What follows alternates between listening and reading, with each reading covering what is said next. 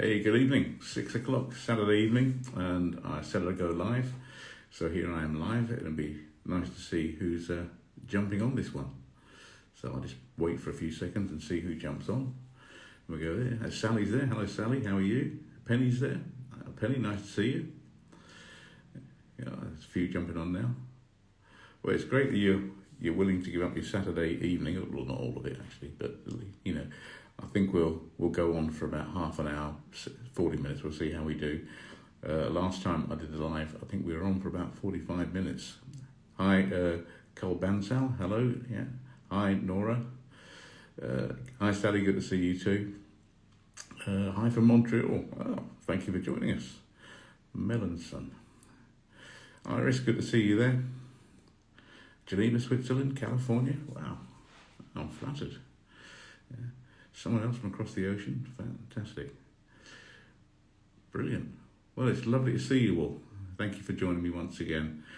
Okay, I thought I'd start with a question for you, actually, just to get the grey cells moving.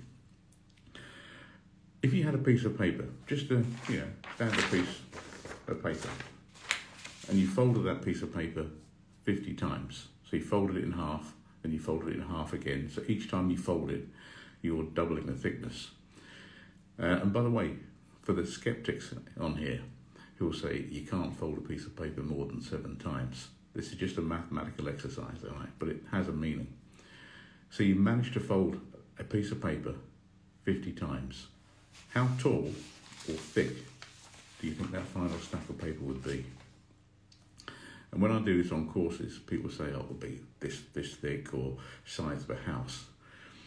Well, it actually would go 3/4 of the way to the sun, which is pointless really, because it'll burn up. But that stack of paper, after only 50 folds, and I've written this down, would be 112,589,991 kilometres high or thick. And like I said, 3/4 of the way to the sun. Now, the point of this is, if you did one thing, just one thing every day, but then added to that, so you did 2 things on the next day, 4 things the day after, and you kept doing that, you kept compounding the interest in what you were doing, whether that's working on your relationship, working on your business, marketing your business, practicing meditation, whatever. And let me tell you this, 1 hour of concentrated awareness doubles the number of neurons in your brain on the actual item that you're focusing your awareness on. But if you did something, doubled it every day for 30 days or 50 days, how far ahead in your relationship, your business, your meditation practice, or anything would you be? Because if 50 folds of paper will take you 3/4 of the way to the sun, that's phenomenal. Just think what compounded effort can do for you over a 30 or 50 day period. So that's one there. Now, I've had a couple of questions come in. RKZC21, hi. Oh, Connecticut in the USA. I've got your question. I just better read it out, actually, so your timing's impeccable. It says, can you please elaborate on how to enter the state of the person you want to be? I've actually managed to do it at times, but then not at others. There is definitely a feeling, a sense of knowing that it is you while visualizing. Hard to explain. Okay, well, there's 3 parts to this. This is the process I use and have used successfully in the past. It's taken from various sources. Neville Goddard is one of them. But you need to visualize the person you want to be in this case, or whatever it is you want to achieve, with an intense burning desire. You've got to have that intensity with your visualization. You've got to want it with all your heart. Okay, you've really got to desire this desired state. And then you want to enter a state of relaxed drowsiness. Okay, and this is where you go into what's called the theta brainwave function state. So most of the day we're working around low beta, sometimes we go to high beta, and then you come down to alpha, and then you have theta. And theta is that drowsy period before you drop off to sleep, but you're still awake, but you're nice and drowsy. And in Buddhist meditation, they call this Shinei. It's the Shinei meditation state. So if you imagine having done a whole day at work and you're shattered, and you come home, have a hot shower, hot bath, and just lie on your couch and just think about nothing, that's theta, okay? That's Shinei. So then, in this state, you use your imagination and you experience the reality of the desired state in as if you've already achieved it now. So you're assuming the state you want now, and you do that in that relaxed, drowsy theta Shinei state, because that will influence the subconscious mind. Okay, and the final thing is just surrender yourself completely to those feelings until your whole being is totally possessed by it, and you don't have to do anything else. Right? There's nothing else to add. Those are the 3 stages. So you imagine it, okay, vividly, with intensity. You take yourself down into that lovely drowsy state of Shinei or theta, and then you experience the feelings of being in that state as though the state is already achieved now. That's the three-stage process, and I'll be covering this in depth on the 2-day course we're doing in Feb. I've got another question here. How did you find the courage to begin to share your thoughts? Courage. Actually, it's not courage. Well, I'll be honest with you. It's just overcoming vulnerability, because every time we put ourselves out there, we're vulnerable. And if you think about it, they talk about soldiers in the trenches in wartime having the courage to move towards the enemy. Another way you can look at that is they're overcoming their vulnerability. They have to do this. And now what drives me to do it is a simple motivator, very simple, and that is, if I believe that I have one thing that can help one person out there, that could improve their quality of life, help them overcome something, teach them something, move them forward, that's what motivates me to do it. And yeah, you'll get naysayers, you'll get people that don't like what you do. It doesn't matter, not at all. And for those of you wanting to do this, just do it, okay? Because I believe this. If you have something that can benefit one person, you shouldn't just do it. I believe you have an obligation to do it because you can help change someone's life. So that's that question answered there. I hope that answers that to your satisfaction. Now, it's from Africa. Hey, nice, thank you. And Switzerland, nice to see you. I've had a few people contact me, and they are very concerned about what's going on in the world, particularly in Ukraine and in Gaza, Israel at the moment. And it's upsetting them because they feel they have no control over being able to do anything. So they're worrying about the situation. Now, in my reply to those good people who have those kind hearts, what I've said to them is this: worry will not add another day to your life. Now, in Buddhism, I just want to bring it up actually while I'm here. In Buddhism, it says worrying does not accomplish anything. Even if you worry 20 times more, it will not change the situation of the world. In fact, your anxiety will only make it worse. And there's an ancient scripture which says, hatred will not cease by hatred, but by love alone. And the great Zen master, Thich Nhat Hanh, he said, we have to work for peace by being peace. The means are the ends. Now, war and all this suffering that's been caused is the process of discrimination and greed and delusionary thinking, because people see other people as different than themselves. But if we understand ultimate truth, we understand that there is no self. Now, I've written a book on emptiness that explains all this, an ebook. It's a free ebook, so if you haven't got it, let me know. I'll send you the link, you can download it. But if ultimate truth is emptiness, then we get to that point by understanding that we are not a separate self entity. There is no separate self.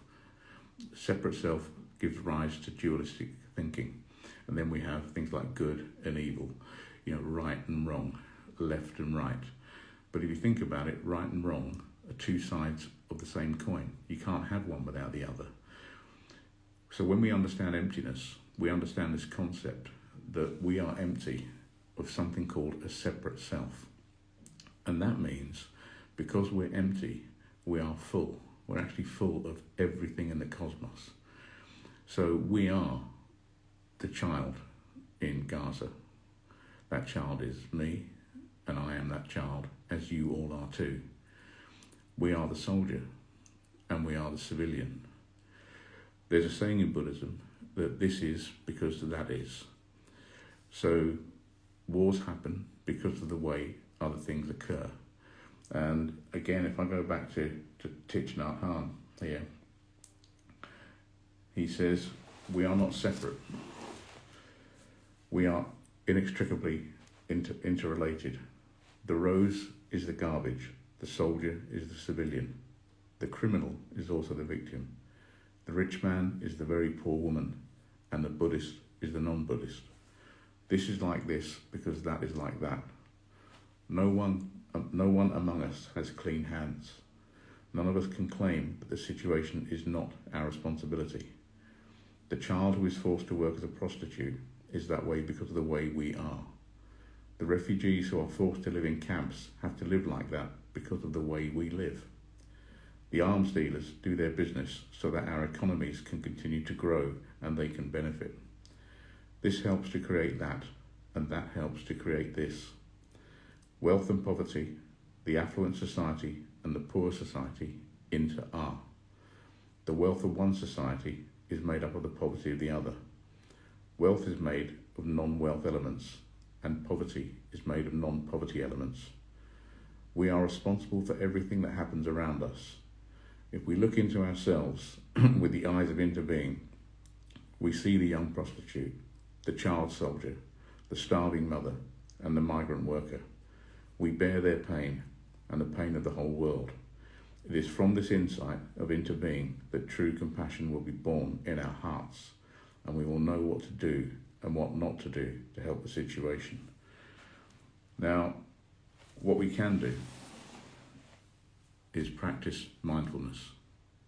We practice mindfulness and meditation, because if there is no point of separation and we are all interconnected with one another, which is ultimate truth, then when we practice mindfulness and meditation, we practice it not just for us, we practice it for them. And there have been a number of studies around the world that shows when there is collective mindfulness and meditation action, crime rates reduce, things change. So we shouldn't feel helpless because we can't do anything. We can do something. We can all meditate on mindfulness and therefore generate compassion that can go out into the cosmos and help those people who are suffering all over the world. So a few people have asked me about this, and I could go into this in more depth. But the other thing is if we say I am suffering, we're going back to this dualistic notion of an independent existence, of a separate self. So if we think I am suffering because that person is suffering, but they're over there, they're separate to us, then we've separated them. We're not understanding the concept of interbeing and interconnectedness. So suffering will not add one day to your life. Worrying will not add one day to your life. And worrying about someone in a different part of the world who is suffering will not help them in any way. But if we are them and they are us, if we meditate, become mindful, and push the love out there, we help them, and by doing so, we help us. So I hope that helps. Okay, was there any other questions coming up there? All right, I've got when we talk about emptiness, actually, a lot of it I spoke about so far from the Buddhist aspect, but let's understand this. This body that we have, this three-dimensional thing, if we look at it through an X-ray machine, we'll see that we have organs, heart, lung, livers, kidneys, spine, skeleton, that sort of thing. If we then look at it through a dark field microscope, we'll see that those organs are made up of cells. And we are a composite of roughly 50 trillion cells. Now that's a lot, but to put this into perspective, and I heard this on a video recently, let me use the concept of time to explain the enormity of 50 trillion. 1 million seconds ago was 12 days ago. 1 billion seconds ago was 32 years ago. 1 trillion seconds ago was 32,000 years ago. And we are a composite of 50 trillion cells. Now, the other thing about this, it's important, this is why you shouldn't worry. Our cells need nutrients to communicate with one another, okay? But when we worry, when we think in wrong way, we send a signal to the hypothalamus in the brain, which is the largest drug pharmaceutical company ever. It exists up here. And it's like an obedient servant. It will produce chemicals on demand, consistent with the way you're thinking. So if you're thinking in a positive, constructive, compassionate, caring, loving way, gratitude for example, it will produce nutrients that will go to every one of the 50 trillion cells in your body and allow them to communicate with one another. Cells need nutrients to communicate. If we think in a wrong way, worry, anxiety, fear, stress, then we don't produce nutrients. The brain produces toxins, and those toxins go to every one of the 50 trillion cells in our bodies and toxify them. This is another reason why it's important to think in a constructive, loving, compassionate, gratitude way. Really, really important, because in all the learnings I've had, and all the teachings I've been given, and all the books I've read, one thing stands out, and that is, and all the great masters say this, you have to help yourself before you can help anyone else.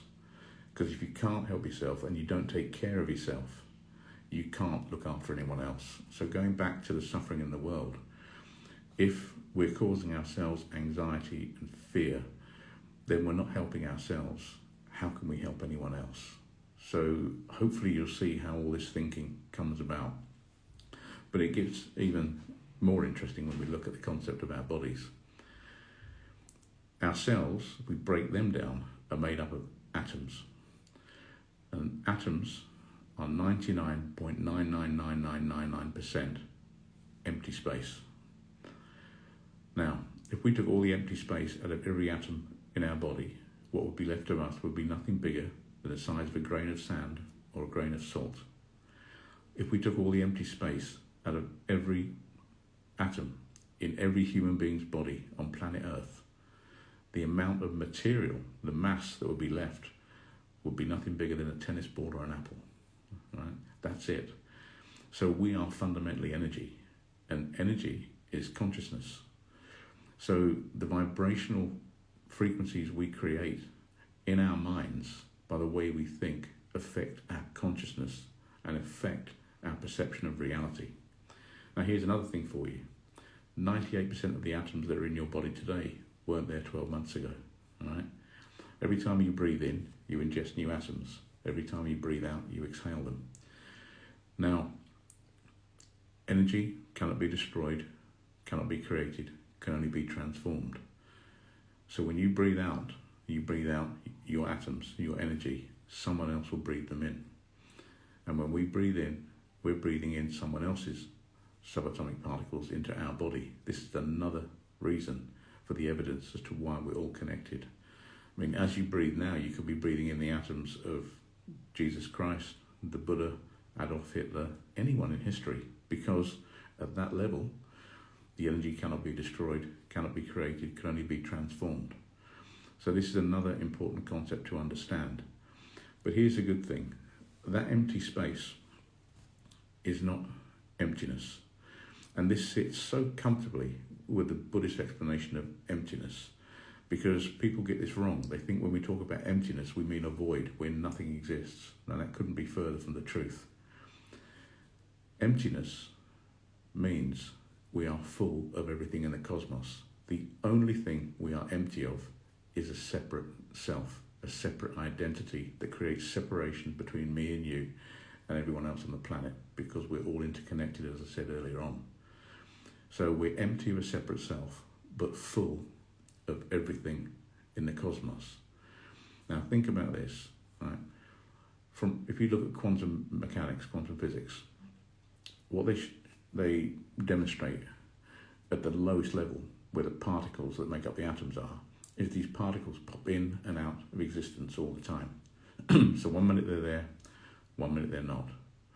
1 minute they're there, 1 minute they're gone. So you are constantly changing, because an element of emptiness is impermanence. So our bodies are constantly changing. These atoms are popping in and out of existence, even as we actually talk over this video now. You're constantly changing. You're in a sea of flux. You're not consistent. But this is why when we try to hold on to things that we want to be permanent, we suffer. Because everything is subject to change. Even this body will one day go, all right? But the energy will be transformed. It's just the way it is. Physics is proving it, and the scriptures have been proving this for thousands of years. So we are a phenomenal amount of energy. Right? Think about this. 50 trillion cells made up of subatomic particles. We are a phenomenal amount of energy. So think about what you're capable of. Now, what affects your energy? The way you choose to think. So if you think, and you might have heard this, you ever heard people say, oh, I feel a bit down, I feel a bit low. That's a choice. And what you're doing then is you're affecting your consciousness, you're affecting the frequency wavelength of the subatomic particles that go down to the subatomic level and affect everything up the food chain. So they affect your cells, they affect your organs, they affect your body, everything. You ever heard people say, I'm buzzing, I'm on a high? Well, that's a different frequency. That's going to go down to subatomic particles and change the frequency state of the way they move. And that will affect everything going up the food chain, to your cells, to your organs, to your body, to you as a whole. Because all we are a collection of subatomic particles. So basically we pop in and out of existence all the time. We are in a constant state of flux. This three-dimensional thing we see as a body is basically, as Professor Bruce Lipton would describe it, is a skin-covered Petri dish, which I think is an excellent description. So there's some of the things I wanted to talk to you about tonight. I don't want to keep you too late. It's Saturday evening. But I want you to realise something. And even, I read it again today in one of Thich Nhat Hanh's books. Everything you'll ever need already exists inside you. Okay, you don't have to look externally for it. Everything you already need already exists inside you. In fact, I do want to read something to you. Give me 1 second. I watched a film the other day, and it was about a guy called Baynard Rustin. And Baynard Rustin was one of the most influential people in the civil rights movement in the 60s. He worked very closely with Dr. Martin Luther King, but he was an openly gay black man in the 60s, so you can imagine the discrimination that he had. And even his own people were trying to force him for his resignation because they didn't want his gayness to come out. They thought it could affect the civil rights movement in a negative way. And at one point, Rustin has a conversation with Martin Luther King, and this is the conversation. Rustin says this to Martin Luther King: "You are one of the smartest men I know, so explain to me why, after all that's left undone, I am yet again forced to justify my existence. Each of us are taught in ways both cunning and cruel that we are inadequate, incomplete, and the easiest way to combat that feeling of not being enough is to find someone we consider less than.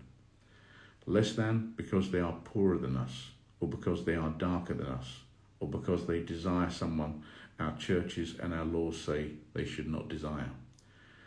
When we tell ourselves such lies, start to live and believe such lies, we do the work of the oppressors by oppressing ourselves."